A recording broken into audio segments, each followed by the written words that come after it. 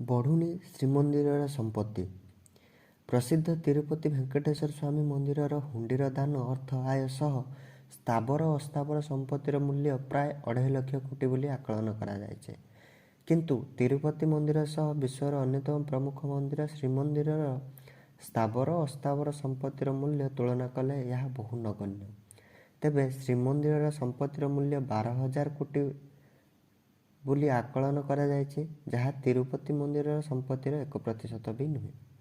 ଯଦିଓ ତିରୁପତି ମନ୍ଦିର ଠାରୁ ଶ୍ରୀମନ୍ଦିରକୁ 4 ଗୁଣା ଅଧିକ ଭକ୍ତ ଆସୁଛନ୍ତି, ତଥାପି ଶ୍ରୀମନ୍ଦିରର ଦାନ ଅର୍ଥରେ ବୃଦ୍ଧି ଘଟୁନାହିଁ କି ବିତ୍ତଶାଳୀ ମନ୍ଦିର ତାଲିକାରେ ଶ୍ରୀମନ୍ଦିରର ନାଁ ରହୁନାହିଁ। ତେବେ ଏ ବାବଦରେ ଶ୍ରୀମନ୍ଦିର ପରିଚାଳନା କମିଟି ମତ ରଖିଛନ୍ତି ଯେ ମହାପ୍ରଭୁଙ୍କ ନାମରେ ଅନେକ ଜମିଜମା ଖଣି ଇତ୍ୟାଦି ରହିଛି, କିନ୍ତୁ ଶ୍ରୀମନ୍ଦିର ପ୍ରଶାସନ ଏହାକୁ ନିଲାମ ଦେଇପାରୁନାହିଁ। ତେଣୁ ସେଥିରୁ କିଛି ରାଜସ୍ୱ ଆସିପାରୁନାହିଁ। ତେବେ ଏ ଦିଗକୁ ଟିକେ ଗୁରୁତ୍ୱ ଦେଲେ ନିଶ୍ଚିତ ରାଜସ୍ୱ ବଢ଼ନ୍ତା ଏବଂ ଅନ୍ୟ ମନ୍ଦିର ଭଳି ବିତ୍ତଶାଳୀ ମଧ୍ୟ ହୋଇପାରନ୍ତା।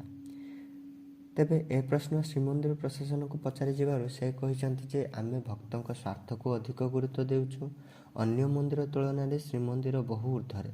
ଶ୍ରୀମନ୍ଦିରରେ ନିଃଶୁଳ୍କ ଦର୍ଶନ, ଶୃଙ୍ଖଳିତ ନୀତିକାନ୍ତି ସହ ଭକ୍ତଙ୍କୁ ବିନା ଅର୍ଥରେ ଅନେକ ସୁବିଧା ଯୋଗାଇ ଦିଆଯାଉଛି।